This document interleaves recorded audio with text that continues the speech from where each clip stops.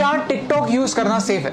कुछ ही दिनों पहले TikTok crossed 1 billion downloads world wide. इसका मतलब है कि 1/7 of the world population is using TikTok. इस ऐप पर किस टाइप का कंटेंट होता है, वो क्या सोशल मैसेज देता है, वो अच्छा है या नहीं, ये सब बात की बात है। Right now I want to share with you something very dangerous that I discovered about TikTok. You think that I am making sense? इस वीडियो को शेयर जरूर कीजिए, क्योंकि इस वीडियो से किसी ना किसी को हेल्प हो सकती है। आज एक्चुअली मैं बहुत एडवेंचरस फील कर रहा था, तो मैंने टिकटॉक डाउनलोड किया और मुझे एक काफी अजीब चीज रियलाइज हुई। यू सी, जब आप कोई वीडियो रिकॉर्ड करने की कोशिश करते हैं, तब टिकटॉक आपसे आपकी कैमरा की, ऑडियो रिकॉर्ड करने की और SD कार्ड एक्सेस करने की परमिशन मांगता है। ये सारे परमिशंस मांगना बहुत सारे ऐप्स में कॉमन होता है, लेकिन प्रॉब्लम उस चीज की है जिसकी परमिशन टिकटॉक आपसे मांगता नहीं है, लेकिन फिर भी डेटा आपसे चुराता है। That's your location.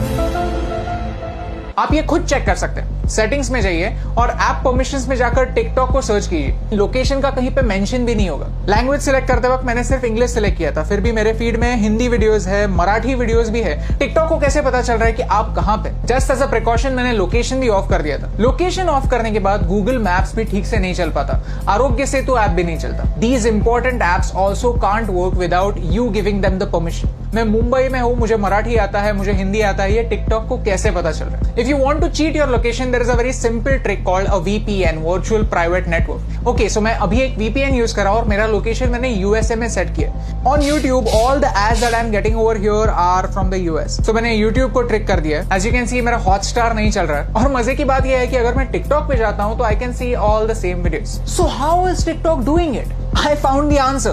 TikTok is using the data from your SIM card. जो सारा इंफॉर्मेशन जा रहा है वो मेरे सिम कार्ड से जा रहा है। क्या आपको समझ रहा है कि ये कितना डेंजरस है, कितना सिनिस्टर है? सीधे सिम कार्ड से आपकी रीजनल इंफॉर्मेशन लेना, डोंट यू थिंक एक वीडियो शेयरिंग ऐप के लिए ओवरकिल है, अननेसेसरी है? And the worst part is, इसके बारे में कोई वार्निंग नहीं है। द ऐप जस्ट सेज कि we will automatically collect it, that's it. ये डिस्कवर करने के बाद मैंने टिकटॉक की प्राइवेसी पॉलिसी कंप्लीटली पढ़ी और उसमें मुझे कुछ ऑब्जेक्शनेबल पॉइंट्स दिखे। If you link any social media account to TikTok, then TikTok वहां की इंफॉर्मेशन यूज कर सकता है आपके बारे में जानने के लिए। टिकटॉक कंटेंट डिलीवरी के लिए HTTP सर्वर्स यूज करता है, HTTPS नहीं, सिक्योर सर्वर्स नहीं। तो ये सर्वर्स हैक हो सकता है। इस वीडियो में किसी ने डेमोन्स्ट्रेट किया है कि कैसे ऑफिशियल अकाउंट से एक गलत मैसेज फॉरवर्ड हो सकता है। आपका अकाउंट डिलीट होने के बाद भी टिकटॉक जब तक चाहे आपका डेटा उनके सर्वर्स में रख सकता है। और मेरा टिकटॉक के साथ सबसे बड़ा प्रॉब्लम है आर्टिफिशियल इंटेलिजेंस। कि ByteDance जो टिकटॉक की पेरेंट कंपनी है, वो एक आर्टिफिशियल इंटेलिजेंस कंपनी है। उनका प्रोडक्ट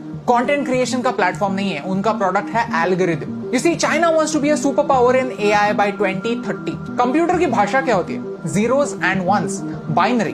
और वही टिकटॉक आपको करने के लिए बोलता है। Whenever you are watching a video on TikTok, you are taking a survey. You are feeding information to the computer, telling them what you like, what you don't like, what you agree with, and what you don't agree with. And all of this information is going to China. आपको क्या लगता है? क्या ये सही हो रहा है? Tell me in the comments below. In social media, artificial intelligence changes the game completely.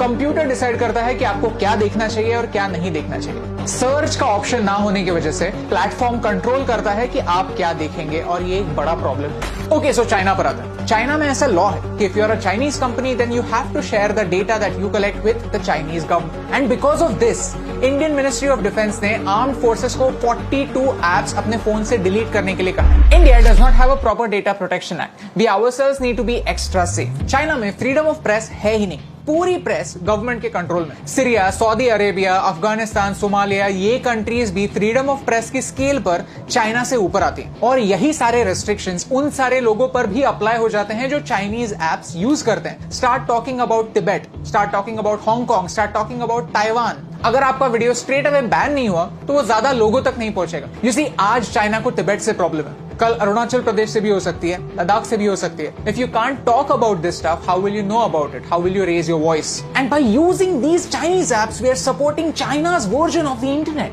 Privacy on the internet is a myth. हम जब भी कोई सर्विस फ्री में यूज करते हैं तो हम उनके प्रोडक्ट होते हैं, हमारा डेटा हमारी करेंसी होता है। शुड यू डिलीट टिकटॉक और any other app for that matter? ये बताने वाला मैं कोई नहीं होता, but you can definitely take some precautions. If you have Chinese apps on your phones, then don't use UPI or any net banking apps on the same phone. When creating an account, don't use Google to sign in. Create a new account, use a different password. Cyber theft is real.